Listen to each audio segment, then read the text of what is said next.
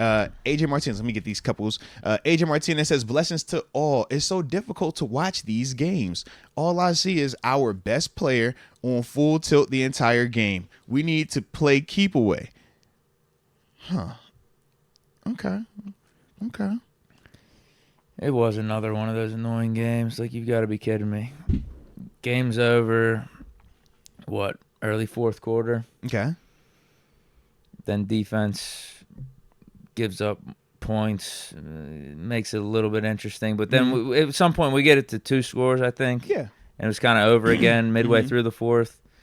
And then Russ fumbles it. And then it's a 1-score game. Danny Dimes has the ball at the 50 or past the 50. It was like the 40. Yeah, I don't even know. Less than a minute left. It's like, come on, Down bro. 8, man. Down 8, 1-score game. It's like, come on, man. Like, why couldn't we just have wrapped this thing up early fourth, late third, game over? Because that's what the game actually was. Like, we kind of dominated that game, it felt like. If it wasn't for the Broderick Jones holding and the Pickens whole foot thing, end zone, like that game would have been over early second half.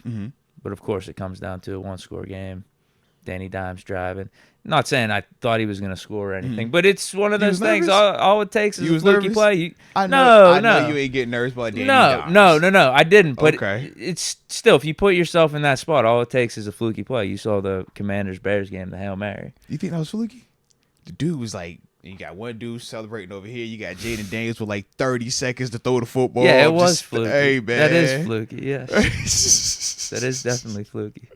I mean, we see back-to-back now. Hail Mary's being completed, man. I don't know, man. It's becoming a trend, man. It's definitely becoming a trend. No, I didn't think Danny Dimes was going to score. No, I really didn't. That, I'm about to say, all that way you be talking about Danny Dimes, I know you were not even remotely considering I didn't think he was going to score. Yeah, but why does it have to come down to that, is what I'm saying. Well, they are professionals. Danny Dimes does get $40 million a year. Of the 32 quarterbacks, he's not number 32. You know what I mean? So it's like, yo. Well, and he looked like, all right, what I've been seeing from him this year. He's about, fighting out there. What about Slayton? Slayton's another one. We talk neighbors, but Slayton was giving us some issues. Well, part of that's on us, just making some of these guys better than what they are. And that's fair as well. Who the hell was their running back? I already forgot his name. Oh, Tracy. Yeah. But the thing with Tracy, think of him as our Jalen Warren, was that 2-3 years ago? Nobody knows who this guy is, but he has a little burst, some vision. Man, all you need is an opportunity at this level. You don't even get to be on the practice squad unless you are, like, nice. So for this dude, former wide receiver, that means you got speed. Now, if you actually willing to run between the tackles, you could make something work. We've seen receivers transition and have some success. Cordell Patterson's a guy that's doing it. That's all well and good, but yeah. It just sucks that it's against us. This shouldn't be anything that our defense can't be handling, though. There's been too many hiccups with this defense recently. But we got the bye. Hopefully we start to get it together. No, absolutely. Because if anything, that's the thing I'm more concerned with between offense, defense, and special teams. I'd say defense is the most concerning thing I've seen over the last few weeks. Yeah. Just of that's real. Gash plays that they're giving up, a lot of yards, inopportune stuff, lack of tackling. But we're still, again, creating a lot of splash. The one thing that you can say is the splash plays, and then when it's really time, almost like the Giants game. When it's really time, we're up 8. We need one stop at the end of the game. They get it. Beanie Bishop gets the pick. Beanie gets the pick. The series before that, T.J. Watt with the tackle and then the strip sack, fumble recovery. Like, we got the guys. But I just think that in today's NFL, it is very challenging to do that for 4 quarters. Whether we're talking about the overall talent that's out there, the way that the rules are, I just think that the expectation at times is a little bit more. But I still do agree, man. These explosive runs, when I'm looking at it and I'm seeing the fit issues, that is correctable. That isn't something that I'm looking at, I'm saying, oh, yeah, man, this is the rules, this is that. That's like, nah, that's on us. But this is the time frame where you're supposed to lock in on all that because you're at the bye week. Now, you're going to have a chance to self-scout and say, on all of the runs that we've given up for 20 plus or 15 plus yards, what has been the common denominator?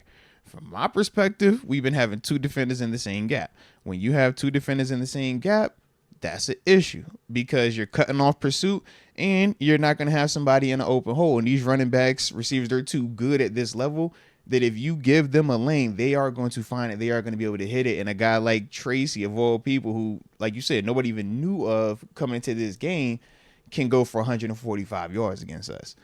Now, part of why that happens in terms of the two guys getting into the same gap, some of it's mental errors in the sense of, man, you saw something, or not you saw something, you in your mind heard the call, thought it was this, and it was something different, so you didn't get the check.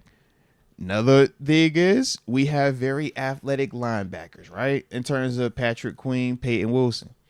One of the things that makes them so great is their ability to run around blocks. That's how you could create some really splash plays that we've seen and benefited from some of the sideline to sideline stuff. Flip side is, though, when you go around the block or you take the non-traditional route and you do not make the play, it's an explosive play. It's going to be a 15-yarder bare minimum. You're praying the safety gets it down. Safety don't get it down, he's probably going to score. That's some of the stuff that we deal with. I'm torn because, yeah, you want the consistent from start to finish, every gap, every single play. But at the same time, we love when we see these splash plays. So my issue is, how do I coach this up more where you're more fundamentally sound on a play in and play out basis, but yet you still will maintain that I don't care, I'll go get it. The Troy Polamalu, the Ed Reed type of mindset of, yo, I know this is what the call is, but I see it, I want to go get it.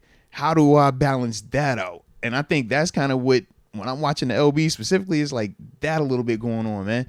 With Landon, E-Rob, that I don't feel like it's as much of an issue with him. He's more of the fundamentally sound, like great. He's thumping, he's doing what he does. And I feel like we don't have this high-low with him at times. No, you know what he is. Right, you know right. But I think that's the difference. Like when you have these ultra-athletic skill sets, it's kind of like with Ryan Shazier when he was here. It was times early on where, yeah, like, Shay, yo, you kind of hurting us a little bit here because of what you're trying to do. If you make it, great. We're going to all love you. We go, hey, man, heck of a play, Shay. But when you miss and that run spits, it's like, bruh, you're killing us now. And I just think for our guys right now, that's what we're working through, man. It sucks that, you know, we've had a couple of these games where... Well, we're getting away with it right now. But again, it is a little bit of a sustainable. Concern. Right. And especially when you know you got a Derrick Henry coming up. That's not sustainable. Derrick Henry hit you for 250. You hop out that gap like that, man. But that's what we've been dealing with, man. And it's just back-to-back. Well, not even back-to-back. Make Colts game, too. Colts, Cowboys...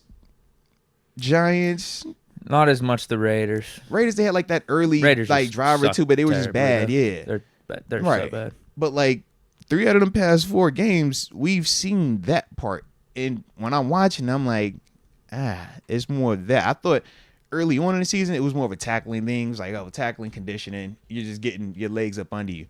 Now it's like, all right, we got to start making better decisions between, are you really trying to make this play?